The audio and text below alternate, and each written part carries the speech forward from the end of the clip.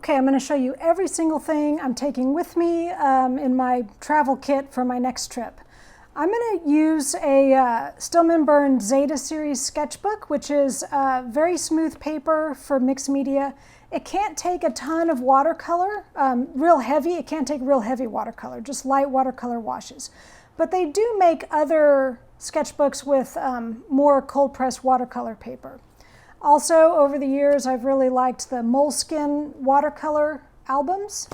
And if you're super into watercolor and you want to be able to do really heavy washes and amazing color, the Etcher Sketchbook is incredible. You can see the cover's canvas. You're supposed to be able to paint on it. I never do, and they get kind of dingy carrying them around, but the paper's amazing. So anyway, this is the one I'm going to take. Other things I'll have with me, a few clips, and I'll explain what those are for. I'll also have a pencil and a mechanical pencil.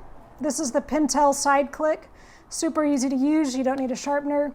And for an eraser, there's an eraser on here, but I also bring a gum eraser and I put it in a little container so it doesn't get sticky. I also take a regular pen. This is the Uniball I, which happens to be waterproof, but this is just for writing in the sketchbook. So I'm not wearing out my markers if I just want to write. I take a little ruler. I don't actually use this very much, but it weighs absolutely nothing, so I carry it. A white gel pen, which I also honestly haven't been using very much, but occasionally I like to be able to put a little bright highlight, so I'll have that. And then 2 watercolor brushes. This one has a point on it. That's a large. And then this one is a flat brush. So those are the brushes I'm going to take. And then I will also, of course, need something to carry water in. So this is just like a travel bottle for shampoo or something. And this is a little spray bottle to spray down my palette. And I keep those in a Ziploc bag so that if they leak, they don't get all over my bag. Okay, so to draw with, I'm going to be taking this time, this is sort of new for me, but I'm going to be taking these Tombow Fudenosuke pens, which are wonderful. They've got a very fine tip, but you can also lay down a very thick line.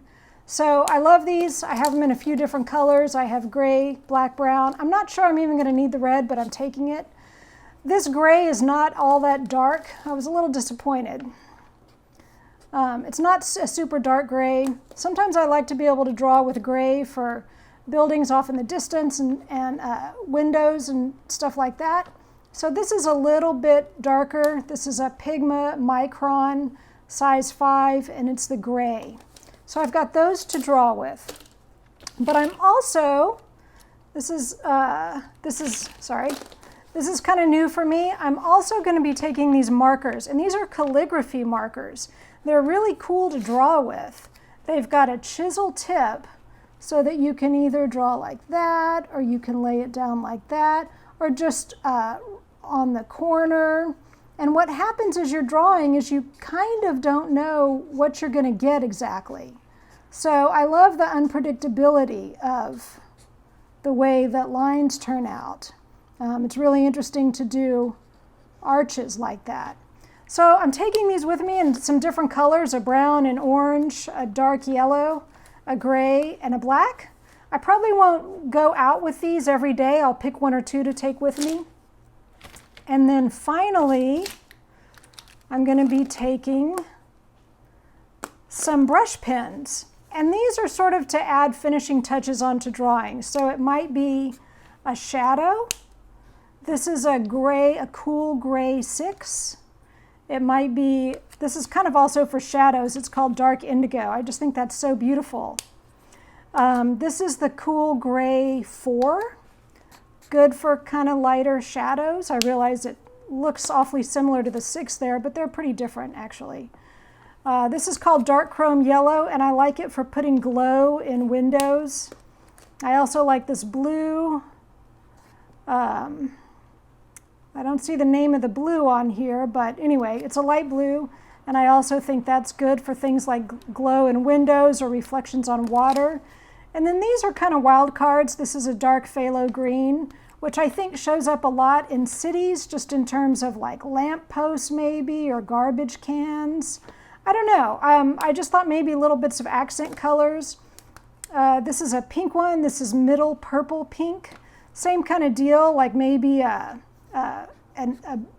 beach umbrella, something like that, where I just want to, you know, add a quick little bit of color at the end of the drawing, and I don't want to get my watercolors out again. So once again, I probably won't take these with me every day. I'll probably just take a few. And you know, I think actually, this is cold gray 4. I think I'll probably actually take 3, which is even a little lighter than that. So I've got a few different grays to choose from. So I'll take all of those, but also watercolor. So let me show you what I'm going to be doing with watercolor. This is my watercolor kit. It's great because it's extremely lightweight. This comes from Art ToolKit. They make these wonderful little kits. You fill the pans yourself with color, and it's nice because you can clip it right onto the page of your sketchbook when you're working. So that's one of the reasons I have these binder clips, is so that I can clip this right onto the sketchbook. So this is going to be my watercolor for the trip, and this is my palette. I'll put the list in the notes if you want to see everything I'm taking with me, but what I'm doing here is I'm using the Munsell color wheel, which is a CMYK color wheel, and I teach a class on this, so if you were really curious about this, I'll put a link and you can check it out. But basically, each color is across from its complement. So as I'm putting together, except for these are extras, but as far as these go, as I'm putting together a color scheme for my painting, I'm just looking for interesting complementary colors, and I'm going to base the whole painting around those complements. So by having them next to each other like this, I don't even have to stop and think about what they are. It's just obvious. And then there's 2 colors that I've thrown in as like extra colors, just because this kit holds 14 colors, and it's Naples Yellow, which I use all the time kind of as underpainting or just to draw with, and New Gamboge, which is just a color I love. So it's always cool to just have a couple extra colors in your palette that are just there for no reason other than the fact that you love them. Now, I also want to show you how I carry all this stuff around. So everything's going to go in this bag. Just any kind of little zippered pencil bag is great for carrying everything in. But when I'm out and about sketching, I'm actually going to be using this Neocritz pencil bag, which has a very cool feature, which is that it opens up, it can stand up, and it has a little pocket here. So let me show you how I'm going to use that. Okay, so here's how this works. When I'm out sketching, I've got all my art supplies in a bag. My sketchbook has my watercolor palette clipped onto it. So like if I'm painting on this page, I'll clip this over here. And what I want is to have all my art supplies on hand so that I can just carry them around, and I can move quickly if I need to move, and I don't have to spread everything out on a table, take up a lot of space, worry about losing stuff, worry about needing to get up and go quickly because like a truck pulled up in front of me, or my friends are here and they want to go, or whatever the reason is. So I can do this whether I'm standing or sitting. But an example right now where I'm standing, I take out this bag. This is a Neocritz pencil bag.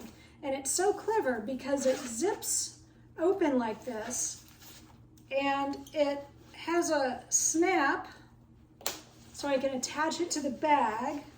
And then just for a little extra security, I'm going to get a second clip. So this is why I travel with a bunch of these clips. They're very useful for stuff like this. So I can really clip this into place like this. It has some of my art supplies in it. The rest of them are in another pouch inside my bag. But the cool thing is that I can get out my water bottle, which is just like a 4-ounce travel bottle for like shampoo and stuff like that. And I can put it in this pouch. Take the cap off.